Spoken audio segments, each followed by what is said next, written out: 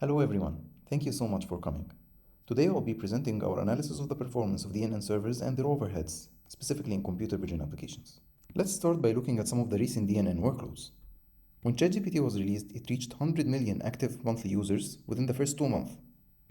Facebook receives hundreds of millions of photos every day, and it has to do some processing on them, such as auto-tagging and identifying the people inside. YouTube receives hundreds of thousands of video content every day, and they have to do some processing on them as well, such as auto-transcription. Running models of this scale in production is very different from running small machine learning models on your laptop. There are much more things to consider and to optimize, as these services will need to process thousands to millions of requests concurrently. Now let's look at a typical DNN server and how it's constructed. Requests sent by clients are received by a load balancer that distributes this load on multiple server nodes. Your goal is to maximize the throughput per server node within a specific latency constraint because you have clients waiting for their requests to be responded to, so you want to respond within a specific time. First step to optimize the server nodes is to understand them. So let's look at one of the server nodes and what it contains. Assume that you have some concurrent requests arriving at your server nodes. They have to go through multiple stages, pre-processing and inference. Usually you would run your inference on some accelerator like the GPU, and the pre-processing can run on the CPU, or it can run mixed on the CPU and the GPU together. So for the pre-processing, you have multiple processes running that on the CPU, and for the inference, you have multiple CUDA streams running that. And the number of instances that you run is called pre-processing instances or inference instances. Let's assume our server is doing image classification. Requests coming from clients would usually contain a single image to be processed. However, our hardware is more optimized for batched processing. So we ideally want to collect different requests from different clients together such that they are batched together through the processing units. How we do that is by introducing pre-processing queue and inference queue, where requests that arrive wait in the queue till we have more requests that they can be batched with. We usually don't want the batch size to grow out of hand. So we define max pre-processing batch size and max inference batch size such that whenever we reach this batch size, we take a batch of this size from the queue and make it go through the processing unit. If we stick to those parameters only, we might face a problem where some clients wait for hours before they get their requests responded to. Assume that you have only one client now sending a request, and the other clients will be sending requests later after a few hours. Then that request would be waiting in the pre-processing queue or the inference queue for other requests to come and be batched with it, but you don't want that to happen. That's why we define max pre-processing queue latency and max inference queue latency, which states that once the oldest request waiting in that queue reaches that latency, we'll just take it along with everything else present in the queue and make it go through the processing unit. That way you can guarantee that your clients will be waiting a maximum of that latency plus the time needed to process the requests.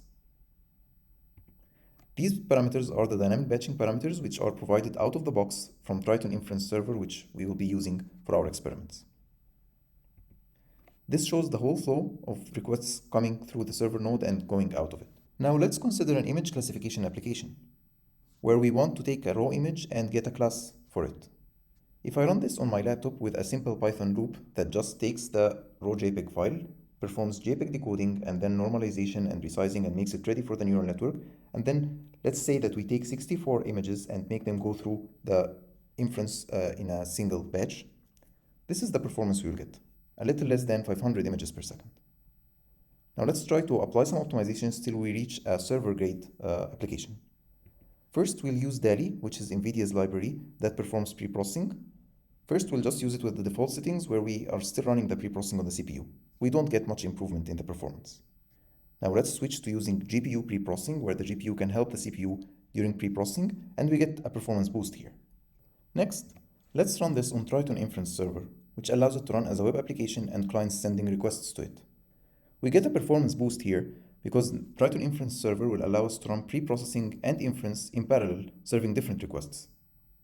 We're still making the clients send requests that contain batches of 64 images at a time. This doesn't really match the real-world case where usually a client would send a single image.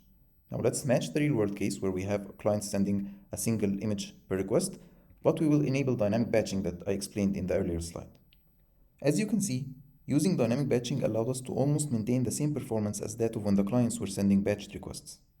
Although you can notice that the throughput decreased a little bit, but actually the tail latency decreased as well, which means that we're providing a better quality of service to the clients now.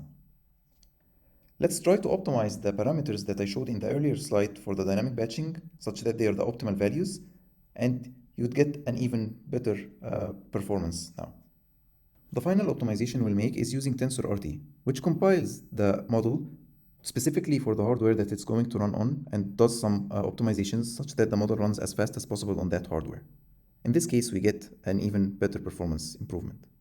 Now let's consider the difference between the most optimized version and the earliest version. You can see that the improvement is more than 3x by just changing the software layer and optimizing the configurations without doing any modifications in the hardware side. So, running in production settings is very different from running a single user case on your laptop. To be able to actually identify what the bottleneck is in your server, you would have to run it in a production setting and make sure you're using the optimized settings to be able to get real results. In our analysis that I will be presenting, we use the optimal settings to match the real-world production use case. We first look at the zero load latency to understand how much time is spent in each of the stages of our system. Next, we look at the impact of the pre-processing on the end-to-end throughput of the system. Next, we look at how increasing the number of GPUs affects the performance of the system and when it would be useful and when it would not be useful. We also look at systems that contain multiple DNNs that are in a pipeline and that have a broker in between to understand the bottlenecks in the system. We have more results and analysis in the paper, but these are the ones I'll be talking about in this presentation. Let's start with the zero load latency. Zero load means that we have a single concurrent request, so no more than one request arrives at our system at a time. Looking at a small image, we see that less than 20% of the time is spent in the pre-processing, while more than 80% of the time is spent in the inference. If we increase the image size and use a medium-sized image, we see that more than half of the time is spent in the pre-processing and less than half of the time is spent in the inference. If we use a large image, we see that the pre-processing takes more than 90% of the time and inference takes a little less than 10% of the time. If we use GPU pre-processing rather than CPU pre-processing, we can see similar trends. It's worth noting that these images are representative images taken all from ImageNet. As you can see, the pre-processing latency depends on the image size, and it can dominate the end-to-end system latency in cases of larger images. Now we'll leave the single concurrency case and move to real-world cases where we have multiple concurrent requests arriving. And we'll look at the performance of CPU versus GPU pre-processing in these cases. As you can see, the GPU pre-processing is always better than the CPU pre-processing, and as the concurrency increases, the throughput increases till it reaches a certain point where it saturates. Now, if we continue the graph, we will notice a strange thing, where the GPU pre-processing performance starts to degrade after a certain concurrency. So under high load, the GPU isn't able to do pre-processing as good as using the CPU pre-processing. To understand this, let's look at the time spent in actual processing versus the time spent in the queue. As you can see, as the concurrency increases, more time is spent in the queue. When requests are waiting in the queue, they are still occupying part of the GPU memory. But as this time increases and you want to get more other items into the GPU memory, you would have to evict these waiting requests from the GPU memory into the RAM, and then when they are ready to be processed, you'd have to fetch them again from the RAM to the GPU memory. This data transfer is causing an overhead that makes the performance of the GPU pre-processing not as good. So GPU-aided pre-processing is actually superior, but until it's memory limited. So under high load, CPU pre-processing would be better due to the direct access to the RAM. Now let's answer the question, is it all about DNN accelerators? Is that the only thing that we need to optimize? To answer this question, we performed an analysis on a wide range of tasks in computer vision using multiple hardware. So in blue, you see CPU pre-processing results. In green is the GPU pre-processing results. The different shapes mean different tasks in computer vision applications. On the x-axis, you can see the inference flops, which shows the size of the model. And on the y-axis, you see the throughput, which is the performance of that model. It's clear from the position of the blue and green points that just changing the hardware used in the pre-processing can lead to a very high improvement in throughput. On average, we have 34.2% improvement when using GPU pre-processing than CPU pre-processing.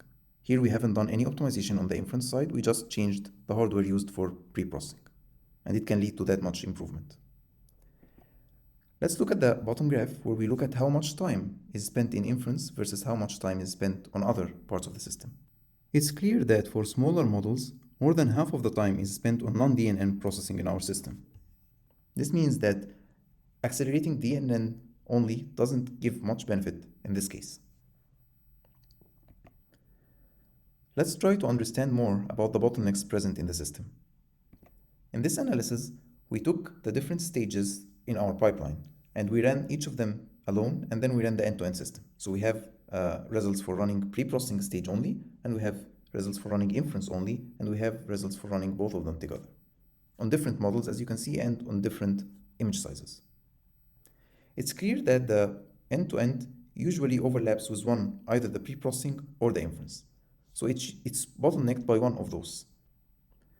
However, if you look carefully, you would see this strange behavior where the end-to-end throughput is higher than the inference-only throughput and the pre-processing-only throughput.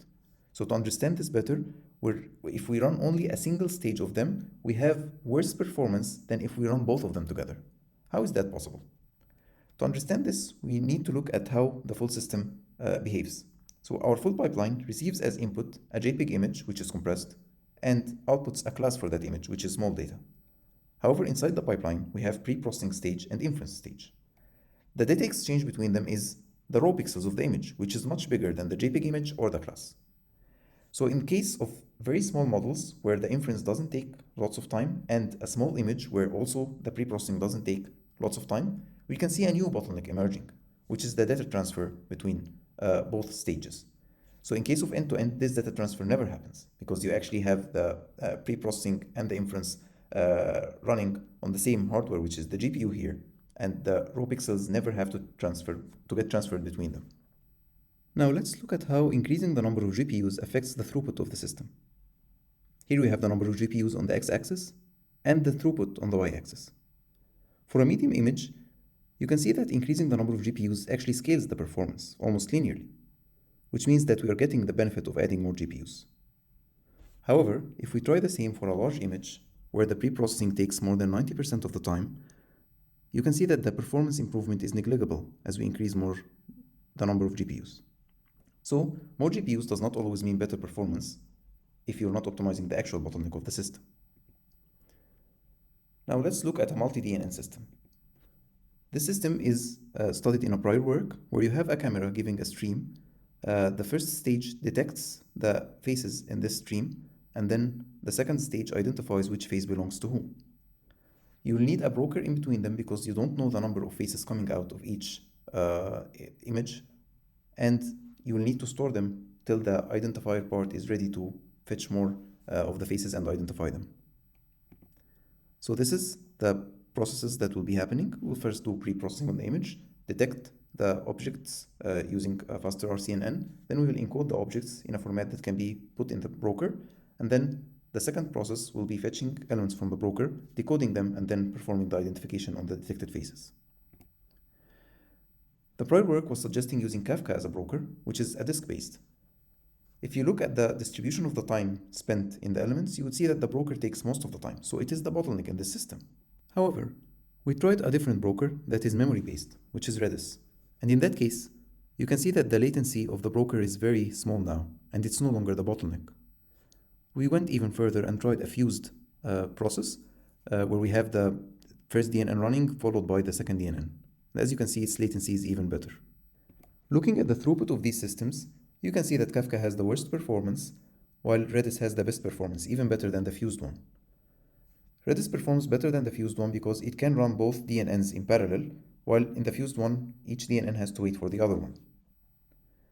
Now let's look at the takeaways from this presentation. The performance for the same workload varies with your choices, as you have seen when running a neural network on our laptop versus running it in a production setting. Using better pre-processing hardware can lead to 30% improvement in the end-to-end throughput without doing any optimizations on the inference level. GPU-aided pre-processing was superior in our experiments until it got memory limited under high load and high concurrency.